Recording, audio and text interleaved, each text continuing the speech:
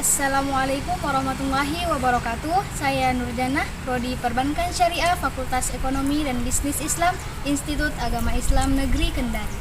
Melalui video ini, saya akan sedikit menjelaskan tentang materi leadership yang dosennya ialah Dr. Husein Insawan MAG. Sebelum kita melanjut ke materi, mari kita saksikan video Institut Agama Islam Negeri Kendari.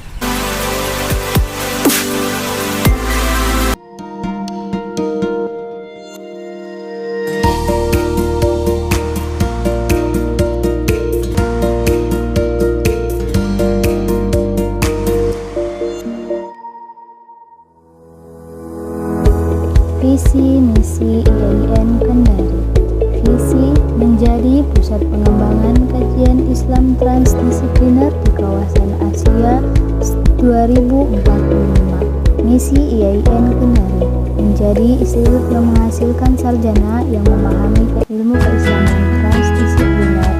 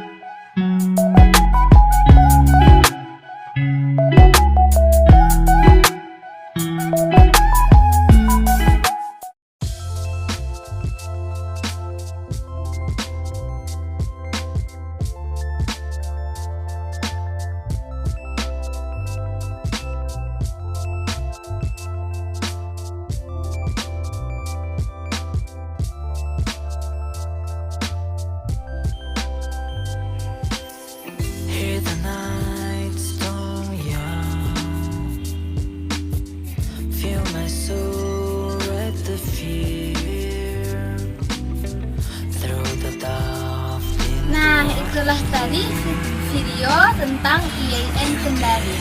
Selanjutnya kita akan beralih ke materi. Materi yang akan saya jelaskan adalah leadership atau kepemimpinan. Kepemimpinan berasal dari kata bahasa Inggris yaitu leadership yang artinya kepemimpinan. Nah, kepemimpinan adalah suatu proses mempengaruhi orang lain untuk secara sukarela bekerja sama dalam mencapai suatu tujuan yang telah ditentukan.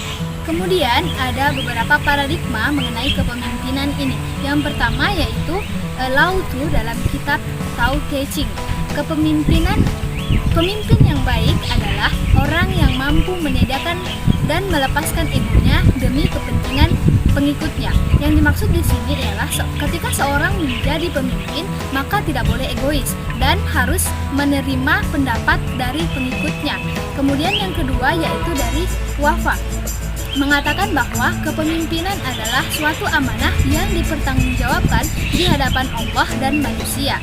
Kemudian yang ketiga yaitu Nabi Muhammad SAW mengatakan setiap orang adalah pemimpin sebagaimana yang dijelaskan dalam hadis an Ibnu Umar an Nabi SAW annahu qala ala kullukum ra'in wa kullukum mas'ulun. Dari Ibnu Umar radhiyallahu anhu dari Nabi Muhammad SAW, beliau bersabda, setiap orang adalah pemimpin dan akan dimintai pertanggungjawaban atas kepemimpinannya. Kepemimpinan telah ada sejak zaman Yunani kuno, Cina kuno, India kuno, Babilonia, dan Sufi di Persia. Selanjutnya ada tipe kepemimpinan. Yang pertama otoriter, yang kedua kendali bebas, dan yang ketiga demokratis. Yang dimaksud dengan tipe kepemimpinan otoriter adalah menempatkan kekuasaan di tangan satu orang. Pemimpin bertindak sebagai penguasa tunggal. Kedudukan dan tugas bawahannya semata-mata hanya melaksanakan keputusan, perintah, bahkan kehendak pemimpin. Yang kedua yaitu tipe kepemimpinan kendali bebas. Tipe ini berkebalikan dari tipe kepemimpinan otoriter, yaitu pemimpin memberikan kebebasan penuh kepada bawahannya dalam mengambil keputusan dan dalam pelaksanaan tugas dengan kehendaknya masing-masing. Yang ketiga yaitu tipe kepemimpinan demokratis. Kepemimpinan ini pemimpin menempatkan bawahannya sama seperti dia dan tidak membeda-bedakan. Dan dalam tipe kepemimpinan ini, dalam pengambilan keputusan sangat mementingkan musyawarah dan mufakat. Ada 3 gaya kepemimpinan. Yang pertama yaitu kepemimpinan berpola pelaksanaan tugas. Yang kedua, kepemimpinan yang berpola pada kepentingan hubungan kerjasama. Dan yang ketiga yaitu kepemimpinan yang berpola pada kepentingan pencapaian hasil.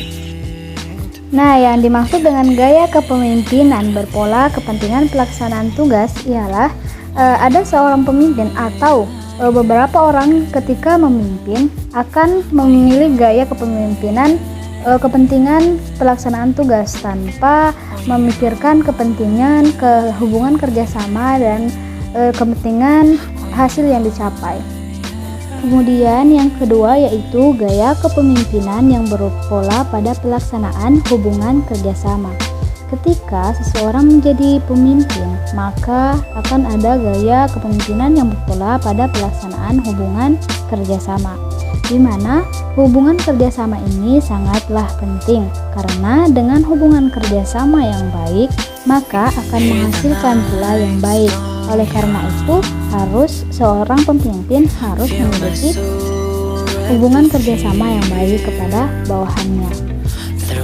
Kemudian yang ketiga yaitu gaya kepemimpinan berpola pada kepentingan hasil yang dicapai. Nah, yang dimaksud di sini adalah ketika seorang memimpin, maka akan berfokus pada hasil yang dicapai tanpa memikirkan hubungan kerjasama dan kepentingan pelaksanaan tugas. Karena keduanya itu adalah sangat penting. Jadi, untuk menjadi pemimpin yang baik akan lebih baik jika memiliki 3 gaya kepemimpinan tersebut.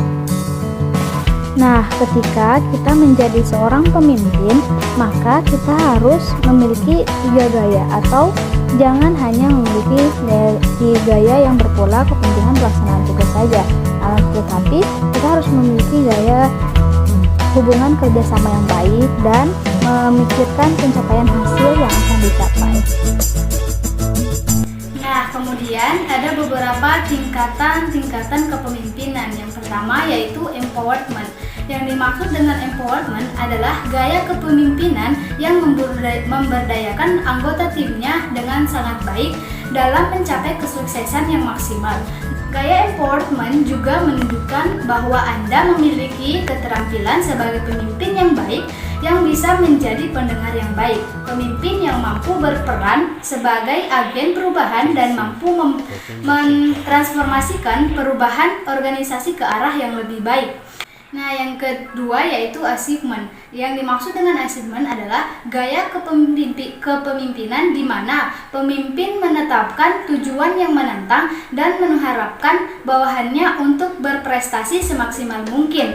Nah, yang ketiga yaitu teamwork. Yang dimaksud dengan teamwork adalah kerjasama yang kuat dan positif yang didefinisikan oleh seorang pemimpin yang memiliki visi dan kemampuan untuk menginspirasi timnya untuk bekerja menuju realisasi visi tersebut.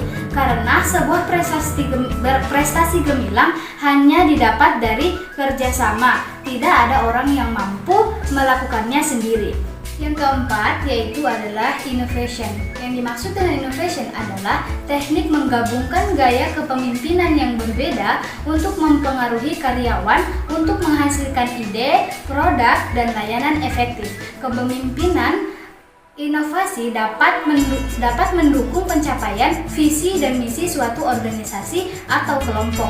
Nah, yang kelima ada kepemimpinan efektif. Yang dimaksud dengan kepemimpinan efektif adalah sebuah kepemimpinan yang mampu memanfaatkan berbagai potensi yang ada di sekelilingnya dan bisa melibatkan dan merangkul semua anggotanya. Nah, itulah tadi materi tentang leadership. Mungkin hanya ini yang dapat saya sampaikan, lebih dan kurangnya mohon dimaafkan. Sekian, wassalamualaikum warahmatullahi wabarakatuh.